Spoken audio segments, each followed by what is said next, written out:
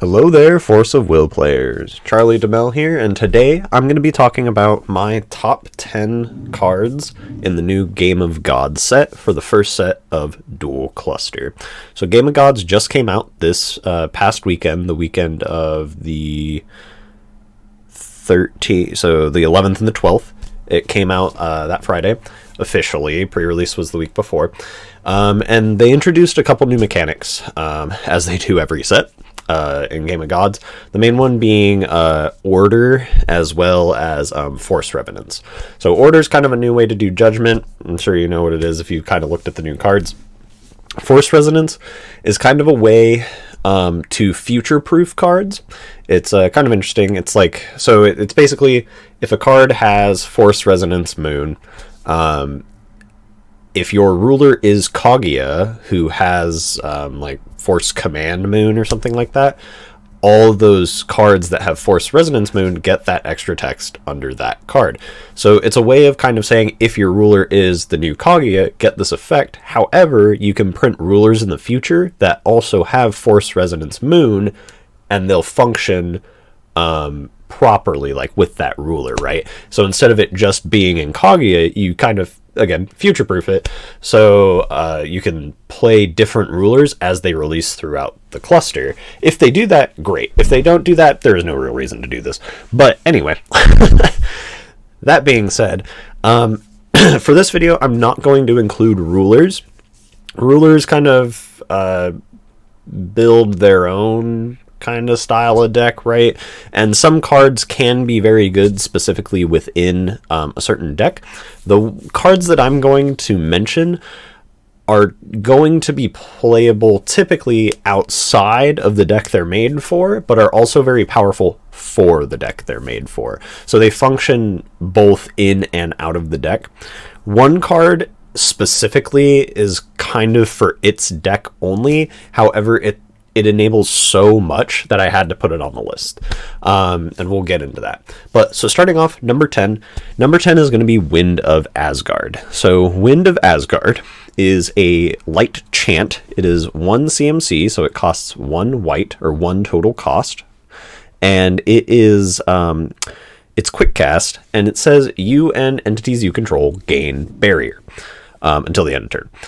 And then it has Force Command Faith, which Force Command Faith is under Odin. And Force Command Faith is, the Force Command Faith effect is you may pay this card without paying its cost. So it costs 0. So within Odin, you have a 0 mana, give yourself and everything you control barrier, which is quite powerful since Odin's primary game plan is kind of sticking a Brunhild or a Mistletoe, with like an order and then never letting it die. So giving it and yourself barrier for like ping effects or anything like that is very relevant. And since it's free, you don't have to pay mana into it.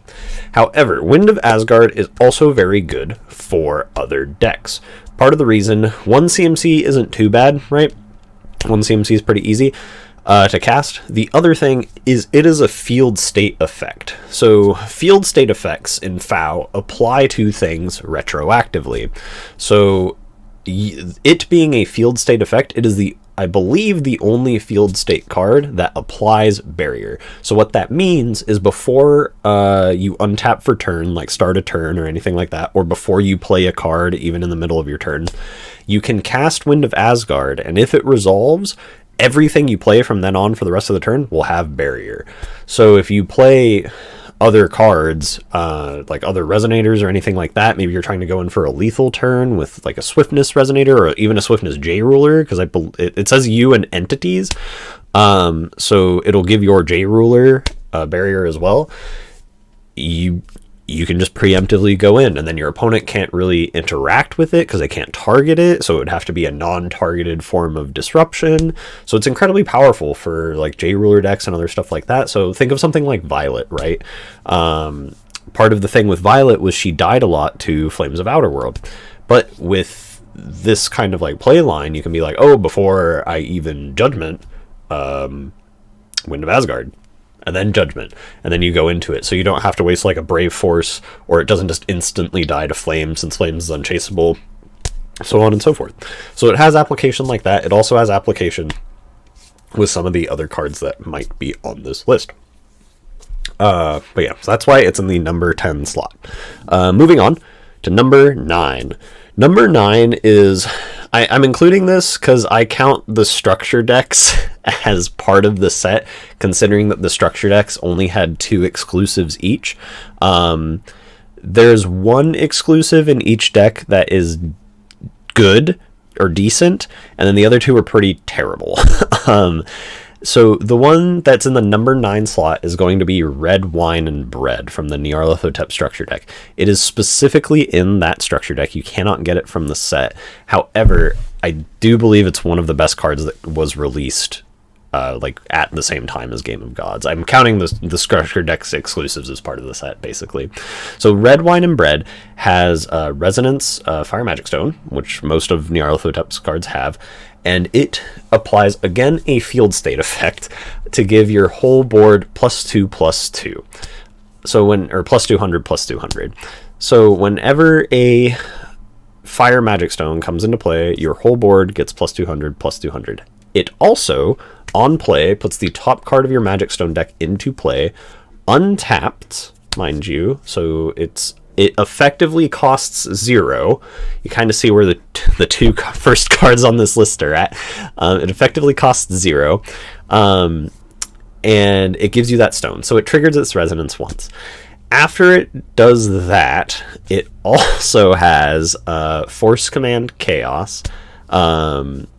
The Force Command Chaos is less relevant, but it's whenever a J ruler you control is destroyed, draw a card. Okay, so it provides value. It provides extra like ramp and stuff like that for the Nyar deck, and then it also will provide a stat boost. Red Wine and Bread is very integral to the Nyarlathotep going second first turn kill. So we found with Order, with the CR release, that when your J rule or your ruler has to be recovered in order for you to perform a revolution order, right? So what Red Wine and Bread allows you to do is, if you go second as Nyarlathotep, I'm just going to kind of run through the playline and I'll tell you the numbers. We've already kind of done the math on this. You play Red Wine and Bread with Energize before you call a stone. So you play the Red Wine and Bread, you get a stone, you trigger the Red Wine and Bread's resonance once. You now have a stone and an untapped ruler, right? You can play the new Red Riding Hood Resonator, and then she'll come into play. She'll come into play ordered, so she gets her effect, which is to put 2 stones into play tapped, but that will trigger 2 more resonances on both her, which burns for 200, and on the Red Wine and Bread, which will boost you up by another 400 for both of the triggers, right? Then the Red Riding Hood, whenever damage is your opponent takes damage, she gets a +200/+200 stat boost, okay? After you've ordered, you're still allowed to call a stone for the turn. And tapping does not cause your ordered, or calling a stone does not cause your ordered card to rest. So now you can just call a stone afterwards. Now you've called another stone, so you get another 200 ping, another trigger of damage to give Nyar +200/+200 more, and another trigger of +200/+200 on the Red Wine and Bread. So, and you have 1 untapped stone at this point. So you still have 1 mana to use. And what you're looking at, what is currently in play, is that Red Riding Hood is now like, it's 1800 attack and 2100 defense. So it's an 1821. It has swiftness. It gets +2/+2 from the Nyarlathotep order as well, just by the way, in case you're trying to keep up with the math.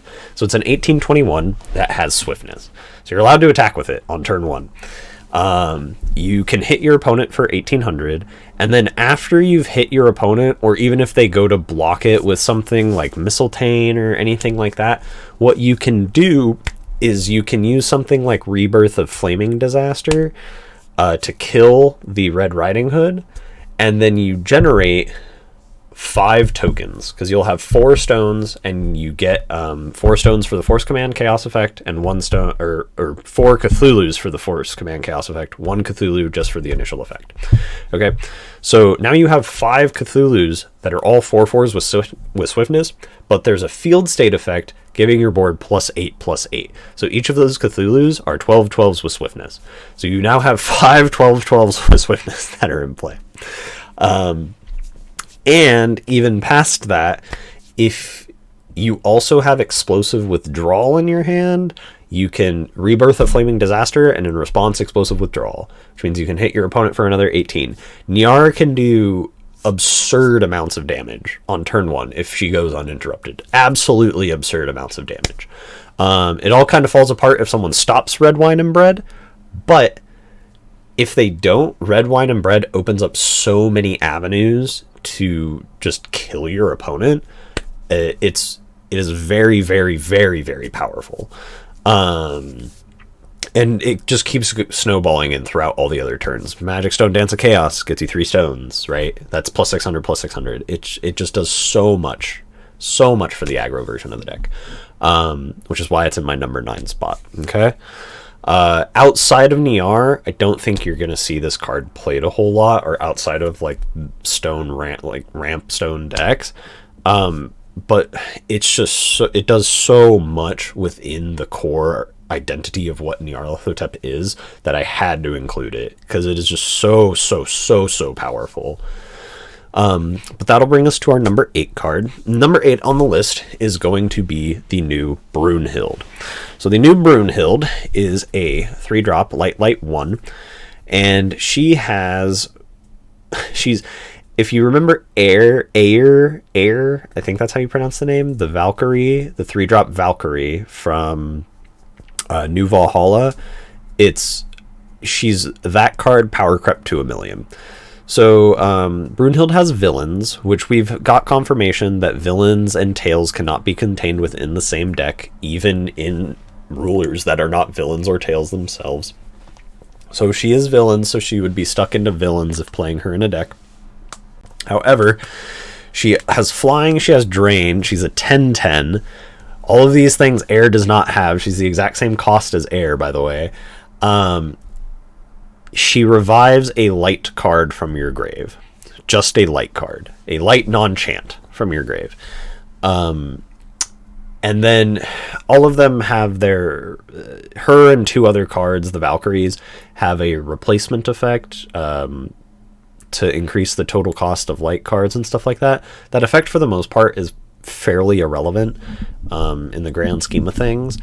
It's what it actually affects is not as prevalent as some might think it is. It does have application, but not as much. The main thing with Brunhild is its ability to resurrect a light card. It also has revolution, a revolution effect that applies the revolution effect of all light resonators you control, which is quite powerful for the Odin deck. Like, you have like 3 Mistletanes that you can just keep cycling cards with by discarding.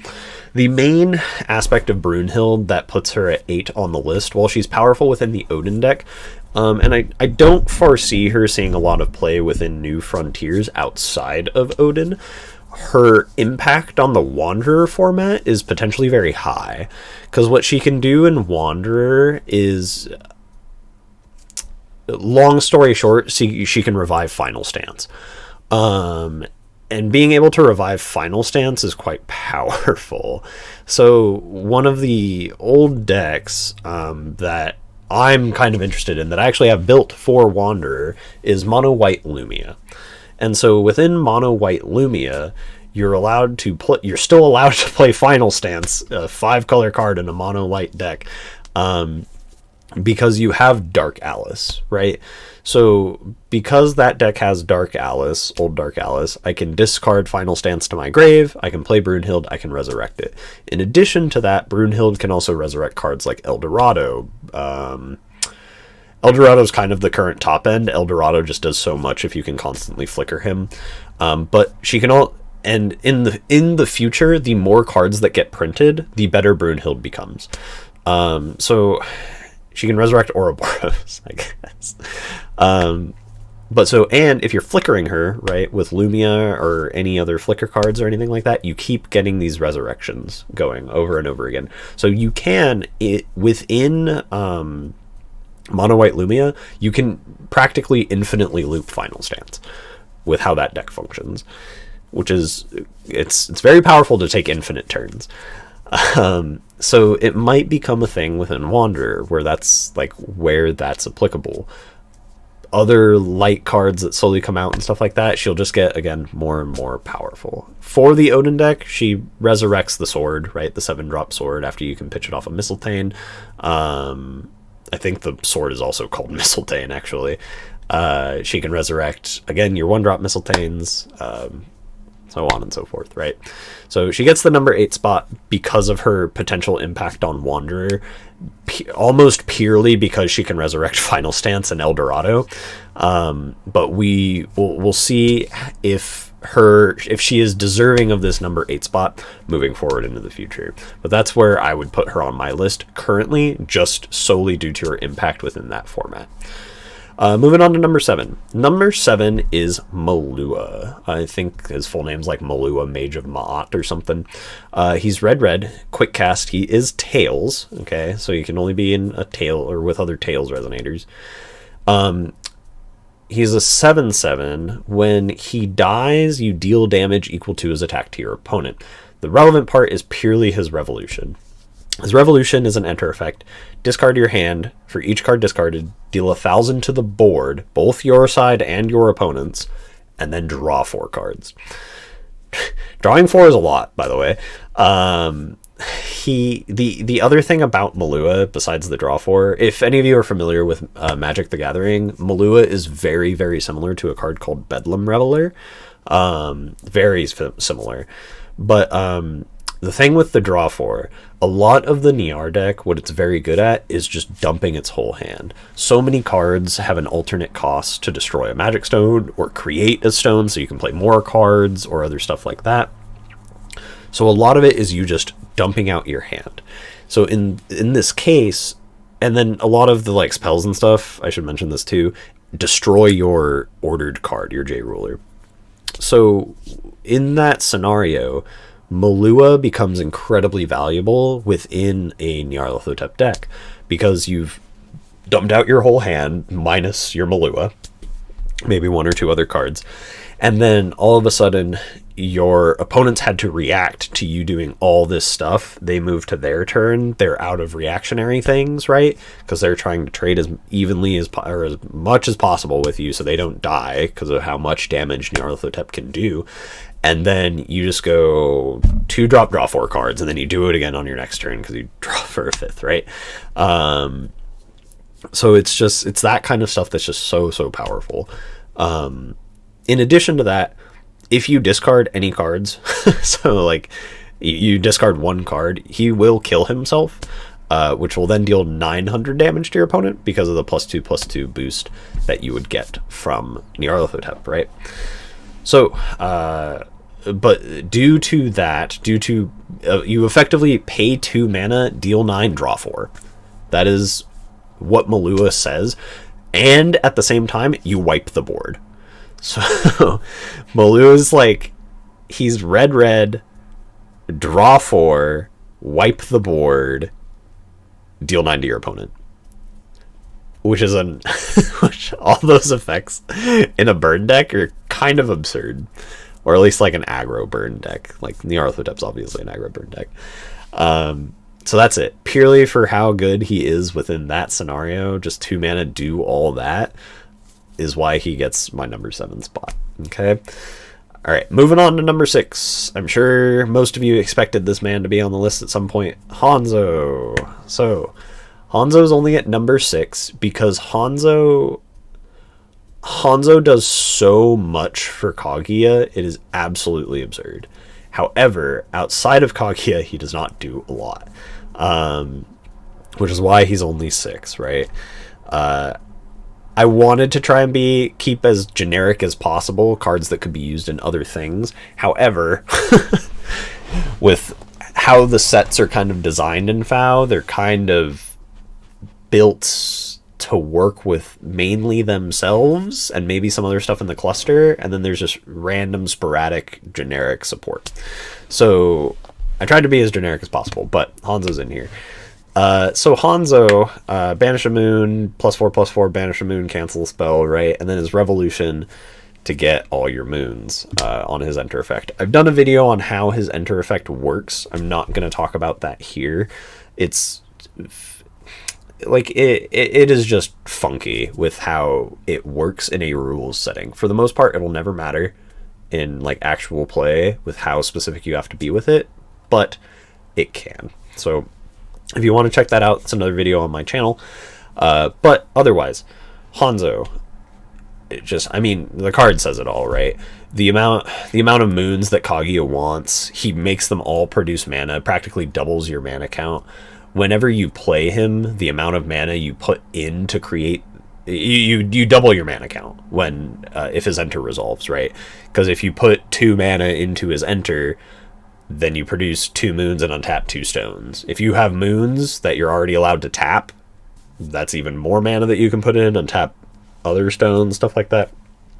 But at the minimum, he effectively doubles your mana output when he comes into play, which is absolutely insane. And then he does more than that, right? He can quasi protect himself by giving himself +4/+4, so he's very hard to deal with, like just kill in the first place with just raw damage effects. Only something like, you know, Flames of Outer World or whatever. And then same concept is he can banish 1 to make you pay 1 to cancel a chance spell unless you pay 1. So he has protection from chance, protection from battle, effectively. And then doubles your mana count. Everything everything that the deck wants. Because the main thing that cancel decks suffer from predominantly is your cancels are more mana intensive than what your opponent is doing.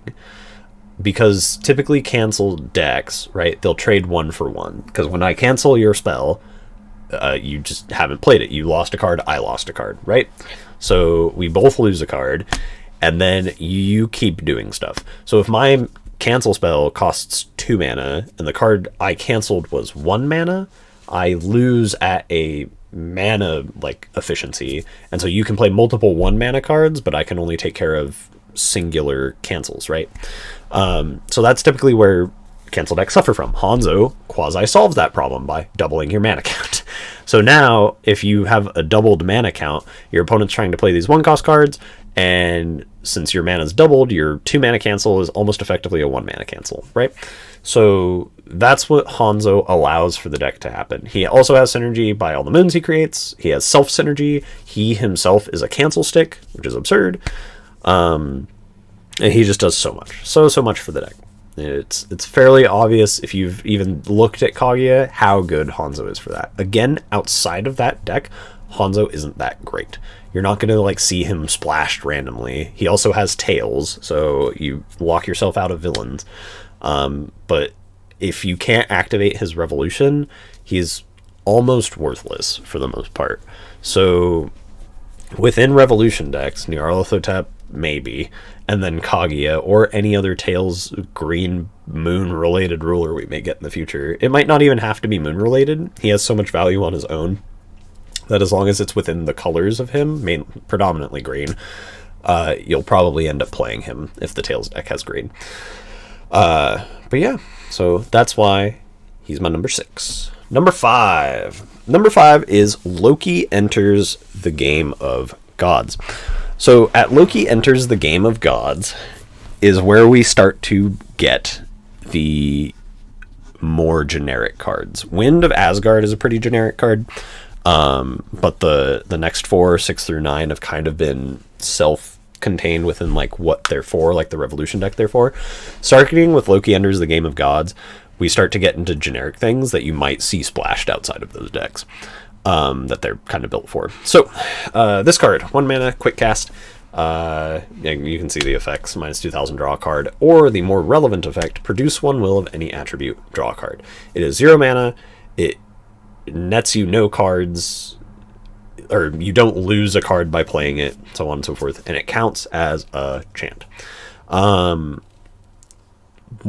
With the advent of Lycaon, we've seen a lot more storm related type things. Storm is a thing in Magic where you play a bunch of cards The more spells you have played in a turn, the more of an effect you get. That is what Storm is.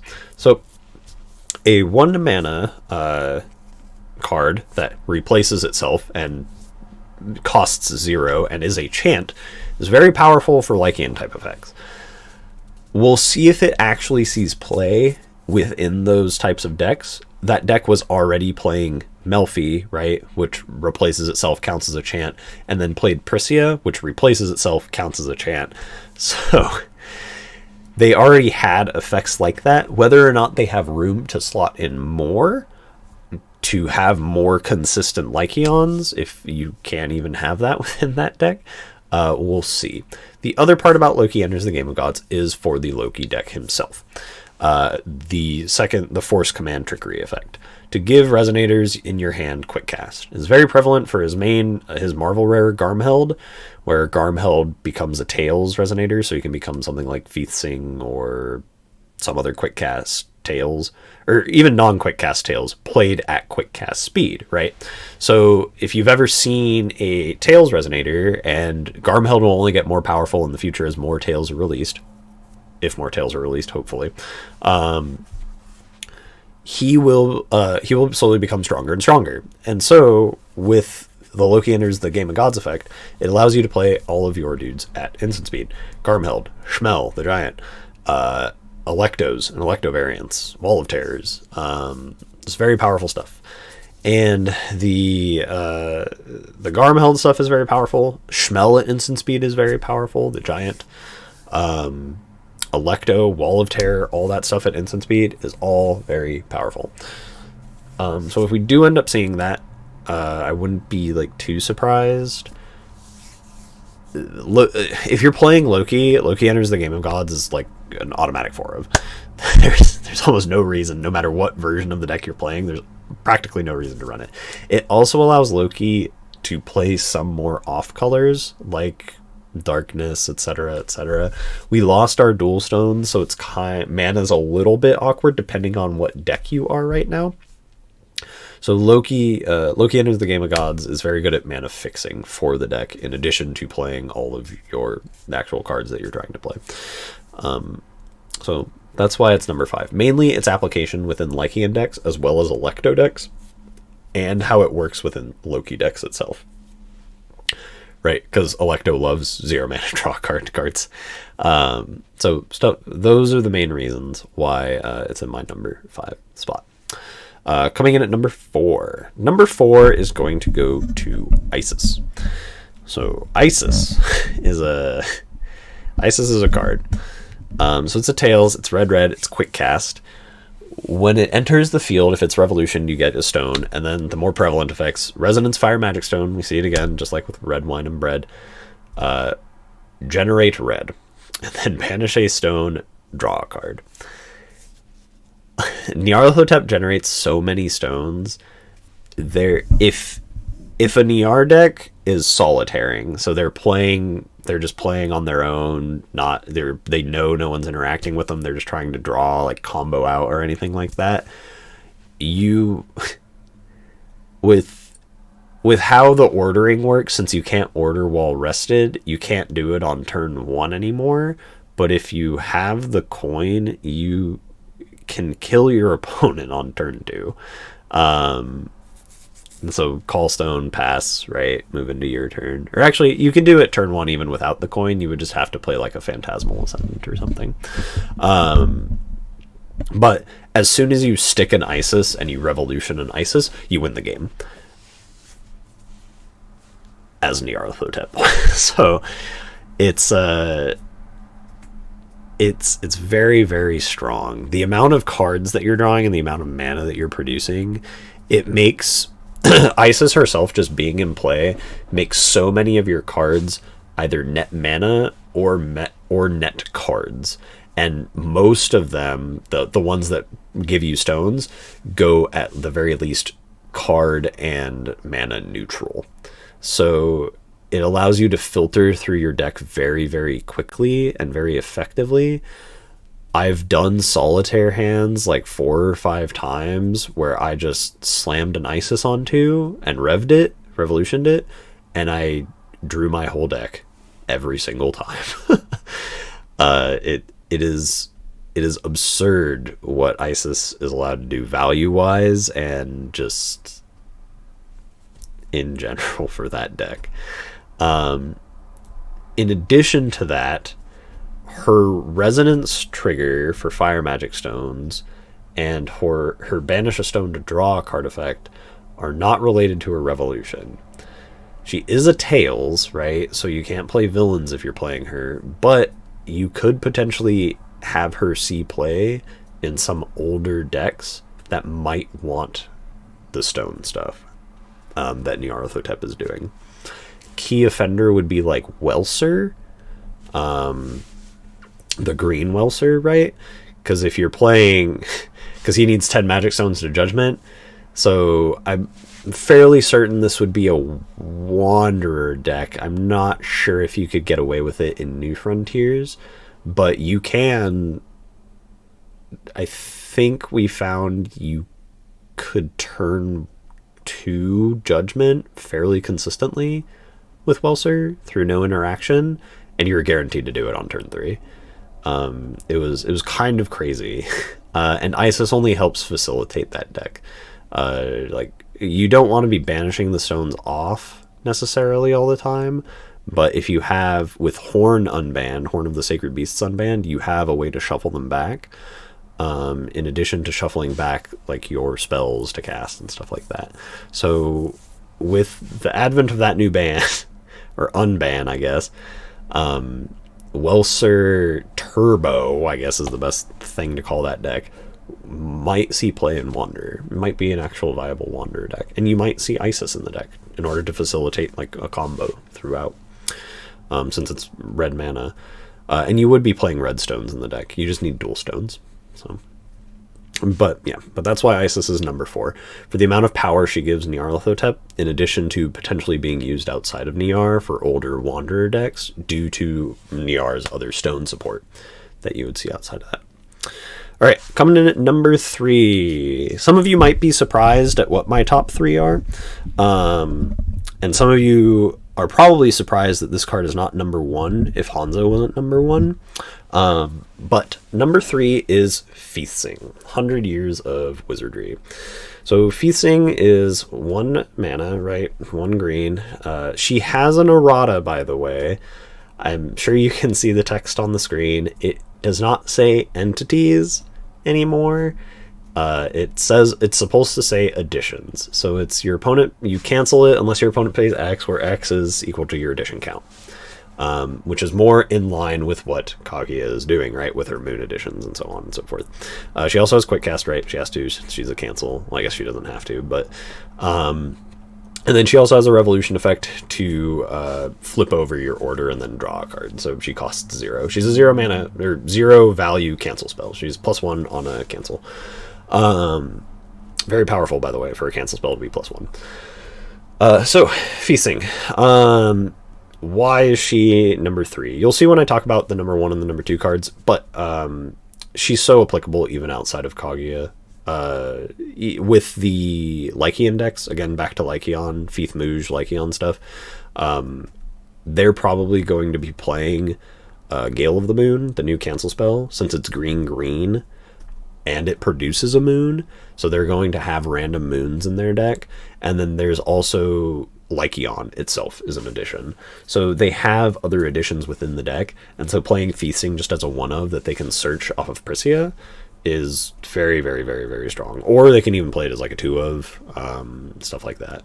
So those are predominantly the reasons Feasting is at number 3. And again, I'm sure some of you expected to see her at like number 1 or other things like that, but I'm sure most people watching this can understand and appreciate how powerful of a card she is. The ability to cancel an automatic activate ability or spell has never existed in a singular effect. We've had those things across multiple cards, but never within a singular effect. So it existing, it being that toolboxy, is just so powerful. So that is why she's number 3. She'll probably see a Wanderer play. I'm sure there's some kind of addition deck in Wanderer. Even Welser, again, Mr. Turbo Stones himself, he plays the Yggdrasil edition, right? So like even he has editions. They're just random editions that exist that are just good. So she'll see play outside of just Kaguya in other decks that just have editions. Just so that effect is there, just so your opponent has to respect it, right? Moving on to number 2. So number 2, again, number 2 and number 1, some of you might be surprised, some of you might already know what they are, some of you might think they're other cards. So number 2 is Calamity Shield. If you're a Magic player, it's called Deflecting Palm. So Calamity Shield is a redirect spell. It has 3 different modes. You can redirect any damage done to yourself, any damage done to target J/Resonator, or any damage dealt by target spell or ability. You choose one of those modes. And then if you're Nyarlathotep, Force Command Chaos, I believe it's Force Command Chaos, it should be, you can pay, or maybe it's just an effect on the card. It's like you can pay white less if you control a Resonator with tails. Or a J-Ruler with tails. Like if you have a Revolution Tails J-Ruler, you can pay less. So, Calamity Shield. Why is it good? A couple reasons. One, obviously it's just like very good in the mirror match, right? With the amount of damage that the decks are doing between each other, you can just make your opponent take a whole bunch of damage, or just, you know, not have yourself take a whole bunch of damage. The other thing with Calamity Shield is very good in the Nyarlathotep deck in order to kill your opponent. So the replacement effect lasts the whole turn. It's not just a singular instance. So what you can do, there are a couple ways in Nyar. What you can do is, in response to your Malua's enter effect, Calamity Shield it, or something in play, and then discard 4 cards and your opponent dies, right? Because they'll take 4k. You can do the same thing to target your own Phantasmal Ascendant, and then banish 4 stones to deal 4,000 to your opponent. That's another play line. Other stuff like that, right? So it has that applicability where, in not only being good against aggro decks, the aggro deck itself can use it to kill as like a combo kill. So you always kind of have to be on the lookout for it. And the other thing, back to the most warping card this game has probably ever seen, Lycion, the Magic Academy. Calamity Shield is 2 total cost, which means you can play it off of Lycion, which means the Lycion deck can play it. The Lycion deck is also 5 colors still. Doesn't matter that we lost Dual Stones. They have 4 Magic Stone and 6 Age. They have 4 Bradstone. They are a 5-color deck. Predominantly green, but still 5 colors. They are allowed to play Calamity Shield. So you get to be on the lookout for Calamity Shield against decks like that. It causes so much random degeneracy through Malua, through Phantasmal Ascendant, through just being able to be played off of Lycion, through all that stuff. It is a very, very, very powerful card.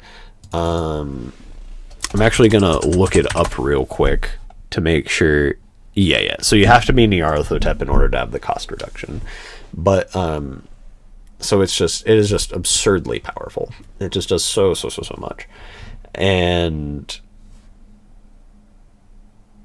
it being able, again, just it being able to kill your opponent, it being able to protect you in the event of potentially getting lethaled by your opponent doing it to you. It's very, very strong. Very, very, very, very strong. Which is why I put it in my number 2 spot for you. Okay. I expect it to be played in practically every deck. I expect Carlina decks to play it. I expect like Belial decks to play it. I expect Nyar decks to play it. I even expect Kaguya decks to play it, because Kaguya is also a 5-color deck. Like it's playable. Just it's so playable and so good. But yeah, so Calamity Shield. Before I get to my number 1, I do want some honorable mentions. I'm not going to really go over them too much, but just wanted to get it out of the way that they almost made the list and could potentially be swapped out with some of the cards on here, but I just wanted to talk mainly about those ones. So the honorary mentions, I've talked about them a little bit. Pretty much all the Stone Ramp cards that Nyarlathotep has that make them come into play untapped. So Red Wine and Bread from earlier, Phantasmal Ascendant, Sudden Manifestation of Power. All those cards are absurd in what they do, and it's so fun that they tried to flesh out Resonance as a mechanic. Honestly, I really enjoy what they're doing with Resonance, and I hope they kind of continue that. Maybe not put all of it into fire, maybe do like green or blue or something like that, but I do like what they're doing with it. Okay. Secondly, And War It Shall Be. It's quick cast, search your deck for tails, recover if it's your first card if you're Kaguya. Very, very strong for the Kaguya deck. Gets you Feastings, gets you Hanzos. Even outside of Kaguya, it gets you Feastings and Hanzos. It just has the recovery effect if you are Kaguya. And it's quick cast, which means it's quick cast 1 mana search. So it reduces overall deck size, makes your deck better. Typically those effects aren't that great, but at 0 mana, they're very, very powerful. So I'd expect it to see play in Kaguya. I don't think you play it anywhere else though. Mistletoe, the Dark Sword Saint, not the sword, the actual resonator. She has some applicability in being used as like a floodgate, right? But she is a villain, and a lot of decks in Wander, I believe, are going to want to play Feasing, which is a tails, over Mistletoe, which is a villains. So I don't think she'll see too much play because of that outside of Odin decks, which kind of pigeonhole her into Odin. But for Odin, she is very, very, very, very strong. Your best turn 1 is dropping Mistletoe and ordering it somehow if you can. But yeah, she's very, very, very strong for Odin, but I don't think you'll see a lot of play due to her typing and the deck restrictions around it. And then finally, last honorary mention is Seal of Wind and Water. Seal of Wind and Water is very powerful in Kaguya. It gives you more Feastings. It protects stuff if you need it to be protected for some reason, because it's unchaseable and counterable, right? Seal of Wind and Water is also a combo piece within Lycion. So it nets, because what you're allowed to do is you're allowed to tap Lycion in order to play it, and then you play it, bounce your Lycion, recover 2 stones, and then replay your Lycion. So it's 0 mana plus 2 mana. So it's that kind of combo piece, or instead of returning like a Lycion, you can tap it, return a Prisya, alternative Prisya, return that to your hand, untap 2 stones, then play the Prisya, right? So it's almost like you tapped a Lycion to play a Prisya, which is what Seal of Wind and Water allows you to do. Tap a Lycion to play a 2 mana Resonator or less, is what it allows it to do in that kind of deck. So you might see it within those kinds of decks as well, which is why it's also in my honorary mentions. All right, moving on to number 1, what I believe the best card in Game of Gods is. And if you haven't figured it out, or if you're thinking of something else, we're about to find out. So my number 1 card is Keep the Faith. So Keep the Faith. I don't think Keep the Faith was spoiled. I think we found out about it because of the structure decks. I don't actually remember when we found out about Keep the Faith, but I know it was super late into the spoiler season. At the very least. And so Keep the Faith just does so much. It is absurd how much this card does. So part of the thing with Keep the Faith is its versatility. Its applicability within Odin is kind of whatever, because all it does within Odin with its Force Command effect is get an extra effect to kind of unflip the order and then gain value off of it, which is nice, but it's not like the end all be all of the card. So its modals, one, it can put stuff out of ping range, right? +4/+4 is a pretty relevant amount. Cards that are like dealing 1,000 or anything like that, you can put like a Virgilius out of lethal of a card that's dealing 1,000, or like a J Ruler or anything like that. So +4/+4 can get a lot of things out of kill range of, and specifically for 1 mana, it gives drain as well, and I think it also gives another keyword. Hold up, I need to look it up real quick. It's my favorite card, and I don't even know. Oh, and it also gives flying, which almost equates to unblockable in this game. So it gives you almost unblockable drain and then extra damage, right? Or prevents you from dying. That's very powerful, very, very strong. And that's one mode. The other two modes are pretty much the same exact thing. The third mode just allows you to resurrect 1-cost alternative cards. The first mode is just 1-cost non-alternative cards, basically. Or the second mode is non-alternative cards. So, resurrect any 1-drop resonator in the game. That is at instant speed. For 1 mana, 1 white mana. That is absurd. That is so, so, so good. Like, some of the cards, like, immediately just, like, thinking off the top of my head, because it's light, right? You play it in Kaguya, you resurrect Feasing. You play it in Kaguya, you resurrect Hanzo. You play it in Odin, you can resurrect Mistletoe. You can resurrect Alternative Flute. Maybe in, like, if we see, like, Wanderer and stuff like that, Keep the Faith, resurrect Suya proc in, like, an Astema Belial deck. Or even outside of Wanderer, you can resurrect Suya. But, like, you can get, like, an Astema proc off of it. Your Keep the Faith replaces itself. Again, like, I think I said Feasting already, but, like, Feasting, what are, like, other good 1-drops? I'm trying to think now. It's, like, even those 3, just, like, boggle, or 4, I guess, just, like, boggle my mind. You can resurrect Lorite in Wanderer. Like, other stuff like that. It is just it has so much versatility, and it's the replacement effects. Again, if you want to go watch the Hanzo, the video where I talk about Hanzo stuff, you can also watch for me to talk about all the Valkyrie stuff. The Valkyrie stuff does not work with the total cost of these, so it'll always be 1. It does not go up from there. That would be absolutely absurd. You would be resurrecting final stances. The other thing is it can also resurrect additions, right? It just says non-magic stone, non-chant card. So you can also resurrect 1 mana additions. I don't know if there are any good 1 mana additions that are played in Wanderer. I don't think there are any that are played in New Frontiers currently. I mean, you could resurrect, like, Dark Sun in Odin if someone kills it. That's kind of cool. You could resurrect the Lumia alternative card with this. Get more life back. You could resurrect Black Witch, you could resurrect Pointy Witch. I'm just trying to think of other 1 mana cards. It's primarily the resurrect effect that is just so powerful. Instant speed resurrection is so strong. I honestly can't remember the last time we had it, if we ever had it. Without having to, like, go through loops. Like, it was just printed on the card as is.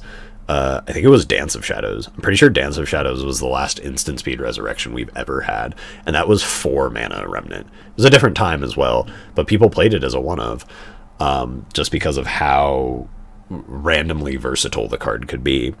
And Keep the Faith is exactly the same way. It just has other effects. It'll just eventually get them over time.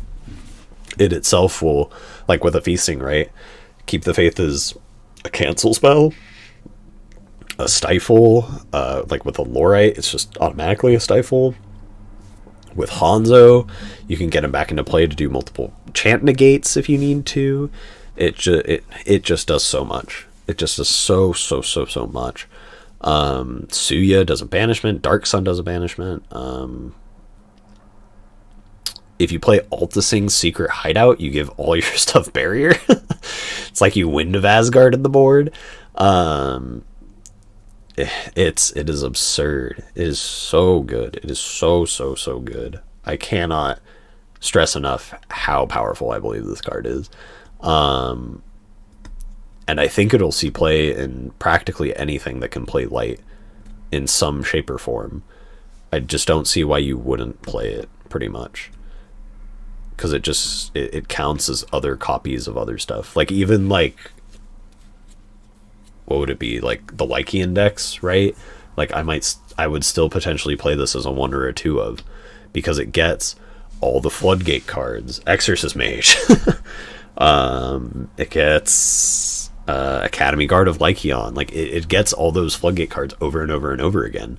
Just nonstop.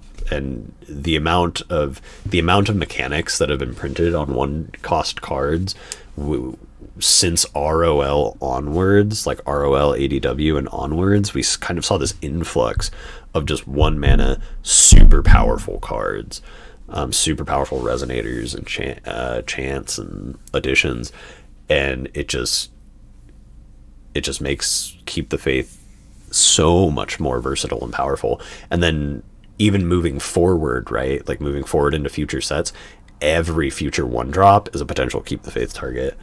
So if you're ever discarding stuff, or like in like an Electo deck that you can somehow splash white, I guess, if there's ever discard, generate a mana or anything like that, Keep the Faith suddenly becomes a lot better.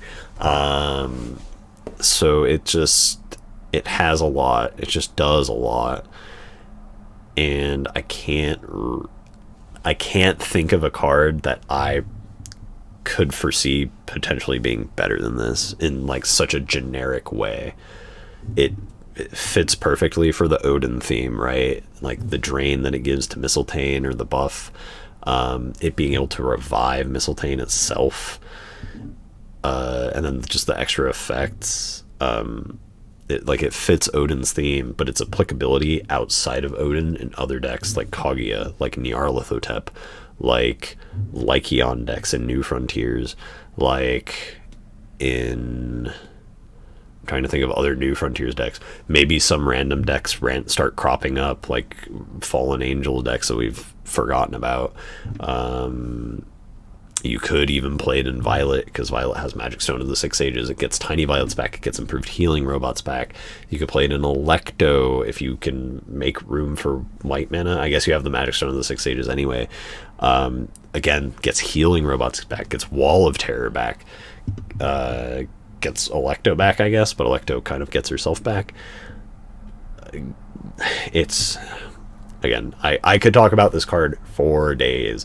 Every deck that I've like made post Game of Gods release, I almost start with a playset of this in every single deck. It's I just love how generic it is, how powerful it is, and how much stuff it can get. But I could gush about this card all day, but that's not what you're here for, to listen to me gush about it. If you want to see how like practical and powerful it is, I'd suggest trying to play it. How I typically do stuff like that is I'll put 4 of a card that I think is just stupidly powerful into whatever deck, and then just start trimming it until I feel like I'm missing, until I feel like it's at a good number, basically. So if I can get to 0 and I'm like, I'm not really missing this card, then it's whatever. But that's what I would suggest for yourself to do. But for me, like, Keep the Faith has like never gone below 2 in like any deck that I've played. It's so generic and so applicable. But those are my top 10. Feel free to leave a comment if you agree or disagree or think some other card should have been on here, or at least in the honorary mentions. There are a lot of powerful cards within Game of Gods. The archetypes that they have created are very fun. I enjoy the theme that Odin is going for. I enjoy the theme that Nyarlathotep has. Loki's pretty fun as well, like the Giants theme and stuff like that. I just think he's probably the weakest of the 4 rulers. Kaguya is a control deck, right? There's not really much more to say about that. Some people will think it's fun, some people will think it's boring. So it is what it is. And then Loki's Loki. I just think he's the worst of the 4, probably. Maybe it's either him or Odin, but I think it might be him. But so anyway, thank you all so much for watching. Again, my name is Charlie DeMel. Hope to see y'all in the next video. Until then, have a good one.